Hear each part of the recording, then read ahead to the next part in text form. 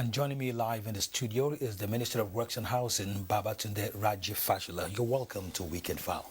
Good evening. Happy New Year, and thank you for having me. Happy New Year to you, sir. Let me just start by saying that it's been a success story in terms of road infrastructure since 2015. Tell us more about it. Well, we have momentum, and everybody is playing their part, starting from the principal, President Buhari, who gave us the mandate, and the support. Because it's one thing to have a mandate, it's another thing not to have the support. We have the support, and so also my colleagues in cabinet, in no specific order, but gratitude to all of them, the support they give to our memoranda, the debates that we have, the suggestions on how to make it better, and also the parliament.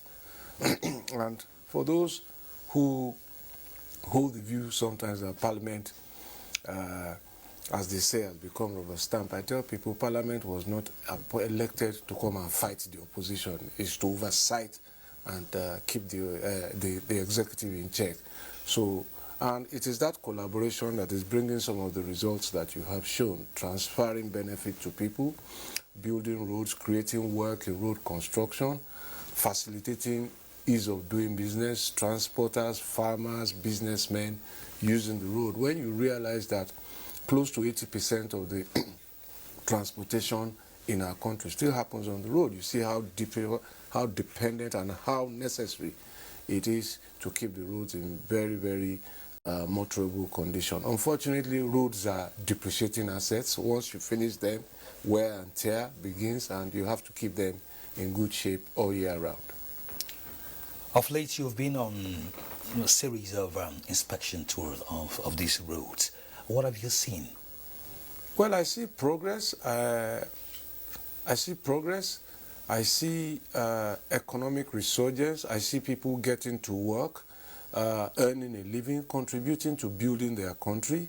I see medium, small, and micro businesses across the country participating in that undertaking.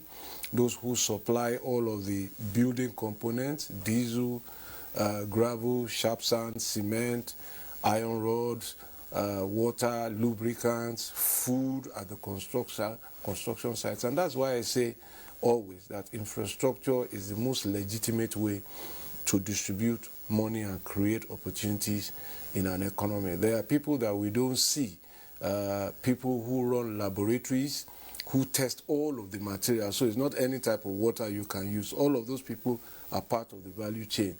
There are estate valuers who are involved in helping us enumerate compensation for people whose land we pass through. There's so many people involved that people don't see, but in all this process, they earn a living. We have consultants also, small businesses, family businesses, who are involved in supervising the construction and making sure that the contractor is building according to specification and design. Those people also earn a living. Banks are involved in this process. They give payment guarantees. They charge a commission for it. So once we pass the budget, Minister of Finance gets approval, sometimes through borrowing, and this is where the borrowing goes.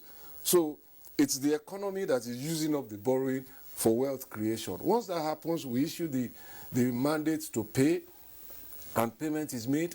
The contractor can't even keep the money. He starts to order supplies. He starts to order diesel, starts to pay his workers. So the money goes all the way down, as I say, to the local joint at night, where you eat even pepper soup or whatever you go and relish in the evening. So that's how money comes from a policy. And the President's infrastructure commitment clearly is delivering and taking money to the grassroots. And those who are seeing resurgence in the GDP growth must make the connections across board, not just infrastructure, across board. The economy is heading in the direction we want it to go. Of course, there are issues about how impactful that is down the line. Even the story of an economic growth is also positive information for citizens to latch onto, and eventually it will trickle down. Sukuk has also done a lot in this direction. We are aware that they are up and doing, or even up to now. So what's going to happen more?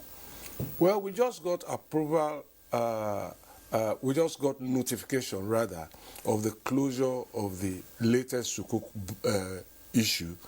And the Ministry of Works and Housing will get 210 billion out of that. So we will start the governance process again to distribute and allocate and pay outstanding certificates. As we pay, that money comes back into the economy, moves around all sectors of the economy, and many things to be said about the sukuk, not the least of which is the fact that this is private sector capital coming into financing public infrastructure. So this is a hybrid of a PPP. There are others that people are more familiar with, the concessions and so on and so forth. But there are hybrids that are used across the whole world, and Nigeria has everything now in terms of options, from the PIDF to the road infrastructure tax credits to the sukuk, and we're also looking at the highway development management initiative with possible options of concession. So we have the support of the president to pursue all of these options and fix Nigeria's infrastructure.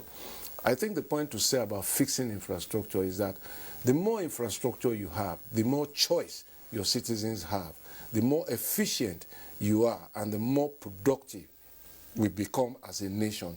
The full benefits of these investments will come long after President Buhari has left office. You see, if people have to travel a 100-kilometer road in 3 hours, and another country is doing 100 kilometers in 1 hour, that other country will outcompete and outperform us. And that is what this infrastructure is about.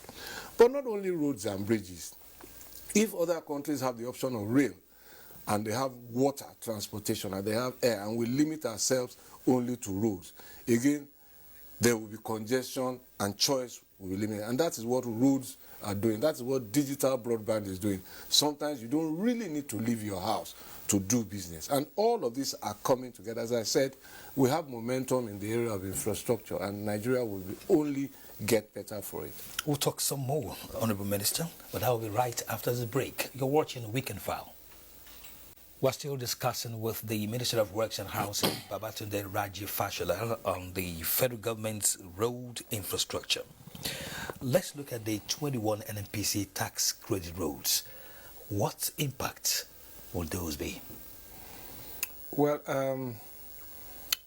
okay, so we had a retreat, ministerial retreat recently, and some of the novelties of that must contextualize with the change that this government promised at the beginning, how government does business. And you see a president monitoring, having his ministers commit to certain minimum deliverables, and also holding quarterly retreats with them to measure and to monitor. And that is method to governance, because what gets measured gets done. Now, in that sense, you will see that my ministerial mandate, efficiency road transport network, relates very closely to the Ministry of Petroleum's mandate, energy sufficiency and security. So you have problems around some energy distribution routes where the petrol tankers use to deliver energy, and we developed this collaboration with NNPC because it was affecting their throughput, it was affecting the business of the tanker drivers, and it was endangering the energy security and distribution network. And NNPC then said, look, it must make sense to invest in some of these roads because losses arising from petroleum delivery ultimately translate to losses also to NNPC. So this tax credit policy was there, and if you invest, you get relief on taxes. So NNPC decided that they will intervene around the Niger area, Niger State particularly. Their roads are long, and some of the biggest petroleum depots are in Niger, Minna and Suleja. So that was how it started. And then we thought, of course, it couldn't be Niger alone. We must ensure that every zone where there's a critical petroleum delivery artery is also upgraded. So the money is coming to help finish. Some of these contracts have been awarded since 2002, but the budget provisions are not sufficient. Some of the rates are old, and so on and so forth. Now, what the NNPC commitment does is that it gives us clear sight of funding to finish the road. So we've called all the contractors. They've signed memoranda of understanding with us that they will not asked for variation, so that's saving the country a lot of money. Some of them are just about going to break even with contracts they've carried for 8-10 years. But essentially what it means is that we will expand the motorable network across Nigeria, not just for petroleum products, for all users of those highways. The last report we saw speaks volume of the kind of attention on the Shah Enugu Expressway has received in recent time. Can you tell us more? Well, that road is not finished, but of course, when this administration took over in 2015, it was one of the topical roads seeking attention. I remember I was on a flight to Ethiopia when a lady accosted me and said, Enugu Onitsha. When I started describing the villages, he said, how do you know the place? I said, I've been there, and that just be patient, we will fix it. So what we've done also is to ensure that, okay, let us finish the dualization. Let's finish one.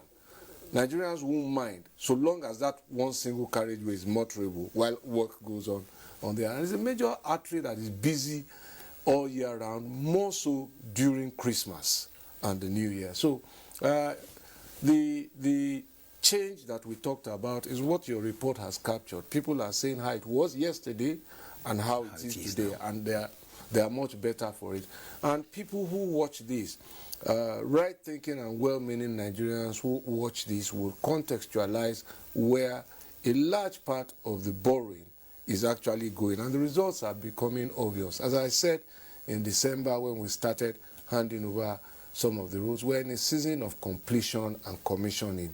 The investments that we have made are beginning to bear fruits, and in the next few weeks and months, you will see us opening up, handing over interventions in about 22 federal tertiary institutions, just the internal routes, because education is not just only the classroom.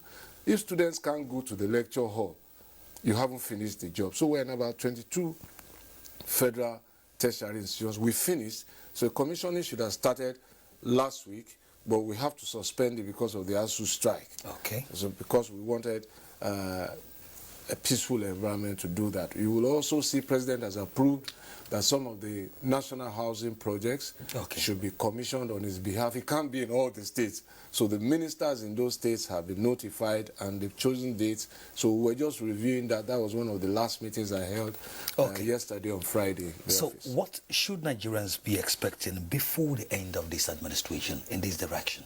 Well, our tenure is coming to an end, and you will see more visible fruits of how we have used the mandate given to us by Nigerians and how we will use the resources availed to us by Nigerians through their taxes, borrowings, and also the time that we have spent in office. So it's a season of harvest in terms of delivery on our ministry's mandate in roads, bridges, and housing, and that's what Nigerians should expect all year round. Federal secretariats are being finished, so public servants in some of the states who have been in rented accommodation must expect to move to brand new offices, well-furnished offices, and we can only expect that in terms of welfare and working environment, that would only translate to national productivity as well. I want to thank you immensely, Honorable Minister, for coming on Weekend File tonight. Thank you for having me. We'll be talking with the Minister of Works and Housing, Babatunde Fashola. Of course, this is Weekend File on the NTA. Time for one more break.